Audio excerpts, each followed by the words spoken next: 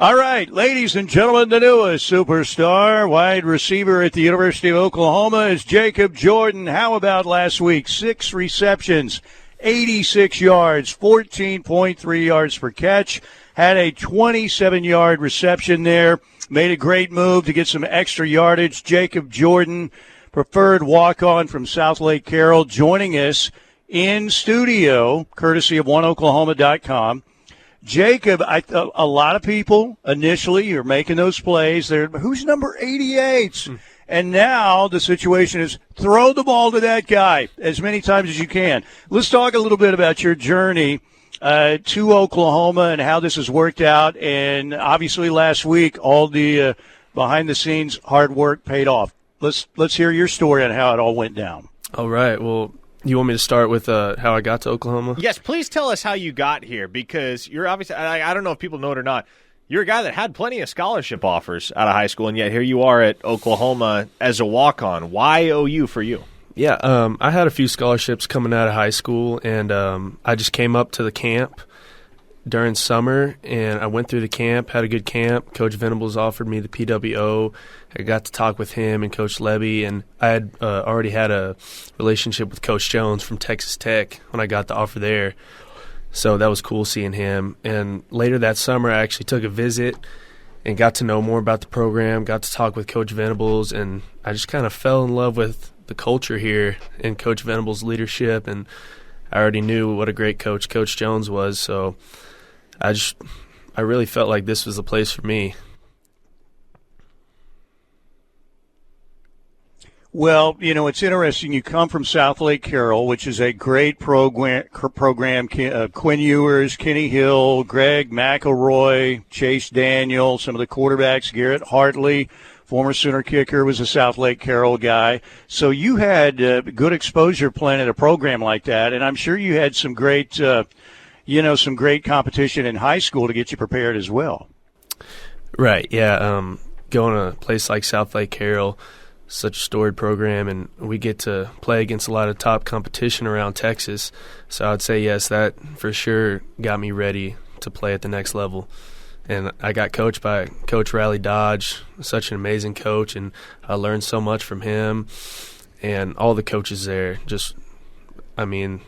I just can't thank them enough for everything they've done for me and how that program has prepared me. Now, for those that are really tapped in with all things OU and listen to everybody's podcast and stay up to date with everybody's coverage, they've probably heard your name before, because back in the spring, Jackson Arnold was talking you up, Nick Anderson was talking you up. Mm-hmm. Guys had already caught on to the fact that, this Jacob Jordan kid, he can play. But it is exceedingly rare that you see a walk-on contributing meaningfully as a true freshman. Does this kind of exceed even how you drew it up?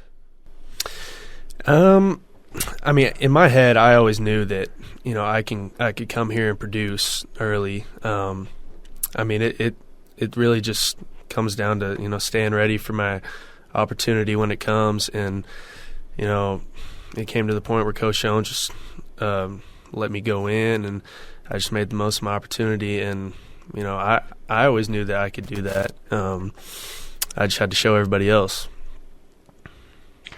All right, Jacob Jordan is our guest. Had the great game last week against South Carolina. 6 catches, 86 yards, 27-yarder. Also, he caught from Jackson Arnold. Made some people miss also in the open field and down the boundary. So really had himself a great game. How much was Drake Stoops' story and journey at the University of Oklahoma to the kind of player he became, how instrumental was that to you in terms of picking Oklahoma and coming to Oklahoma as a PWO? Yeah, I love Drake. I got to spend a little time with him before he went to the Rams, and his story, it was real inspiring to me and gave me more confidence that I could play here.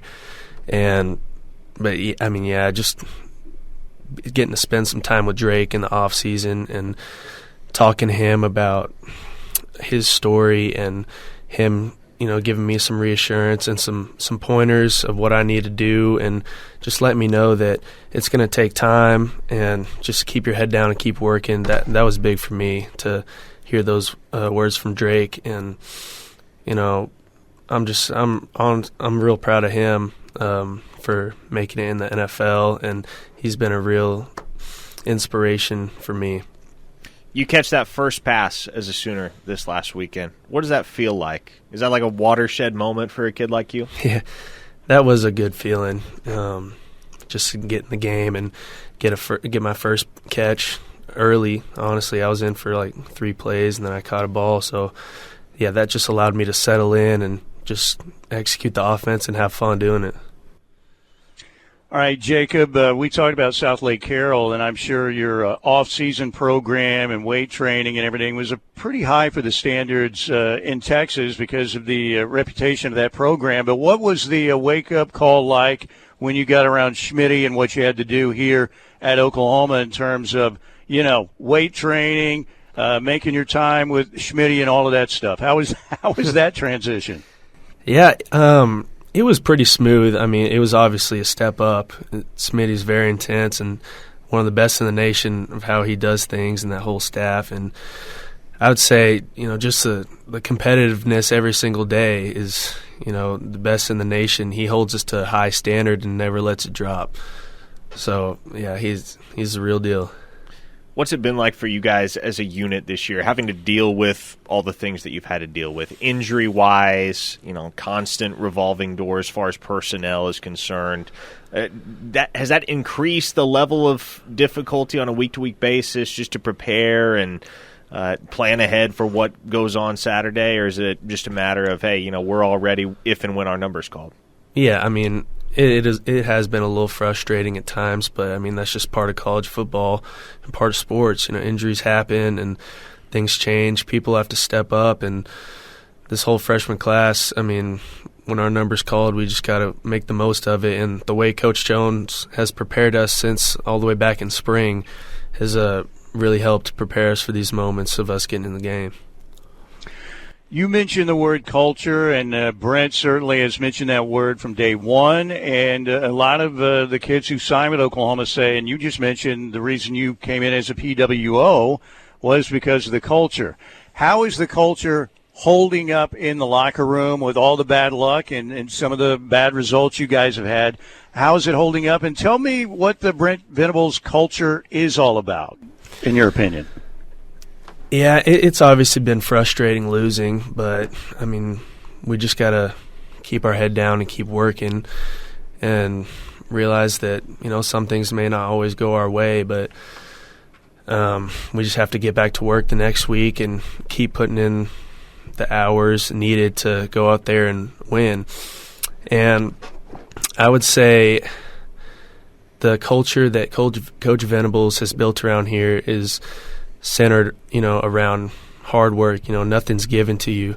Every day you have to go in and put in the work, and nothing's promised to you. So every day you have to do what is required for success, and success is not guaranteed even then. That just gives you a chance to have success. And he has a really good perspective, and he, shows us the way things are supposed to be done. Given the recent circumstances, Jacob, there are 2 members of this staff that have kind of been thrust under the microscope a bit more so this week, and that, of course, would be Joe John Finley and Kevin Johns. What have been your experiences of those 2 guys so far since you've been here at OU? Yeah, I love those coaches, Coach Finley and Coach Johns. Ton of respect for them and the way they operate. And, moving forward, we're just going to do everything we can to get this offense on the right track, and I think those guys will help us tremendously do that. What are you seeing from Ole Miss when you look at the tape? I mean, they're a really good football team, really solid everywhere. So, I mean, we're going to have to prepare real well this week. We have already had Monday and Tuesday good days. We're just going to have to continue to get better and go out there and play some really good football.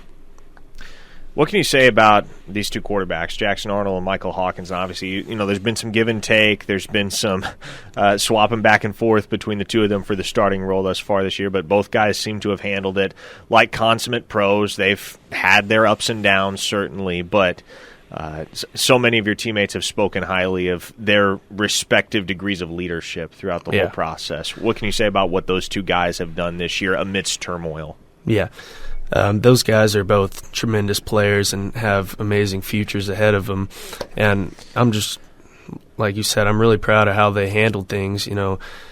Jackson, had a little bit of struggles, and Mike took over for a little bit, and I think Jackson handled it really well. Nothing changed about his process or his approach. He just went back to work and, found, things he needs to improve on and helped Mike in any way he could when he was in there. And, same thing with Mike. I mean, both guys work together amazingly and are great leaders, and I'm really proud of both of them. All right, Jacob, before we let you go, 4 questions, 4 pop-ups. Instagram or Twitter/X? What, you need my... Yeah, which one do you prefer? We'll go with Instagram. All right, Fortnite, Call of Duty? Fortnite. All right. Country and Western or hip-hop? Country, no doubt. There you go. Dua Lipa or Taylor Swift? Ooh, Taylor Swift. There you go. Well, Dua just had the Texas jersey on, in the last couple weeks. Steely's a big Dua Lipa guy. I am a big Dua Lipa guy. So there you go. But you're actually, I would go hip-hop myself, but you're at least 3 or 4. But you know what? Who's your country guy? Oh, a lot of them. Let's see, George Strait, Zach Bryan. I got a whole list of guys I listen to.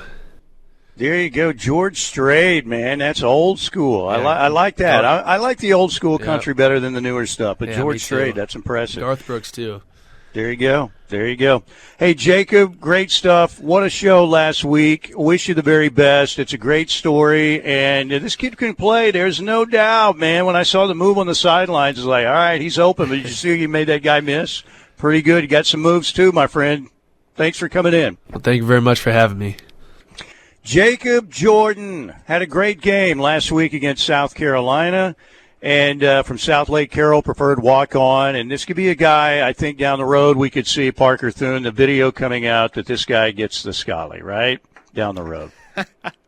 Well, if he keeps performing the way that he did this past Saturday, I would think absolutely, because in a year where there's been so many struggles offensively for Oklahoma, it is refreshing to see a guy like that, whom you haven't seen on the field yet this season, go in and not only make a catch, Steely, but make 6 of them, make his presence felt offensively. And so, you'd expect that Jacob Jordan is going to be on the field quite a bit more this weekend against Ole Miss, and provided he continues to produce, there's still a lot left on the table for this Oklahoma offense in 2024, but it's going to take the efforts of more guys, not just him, across the board to step up and enhance what the Sooners have been getting out of both their passing attack and their rushing attack.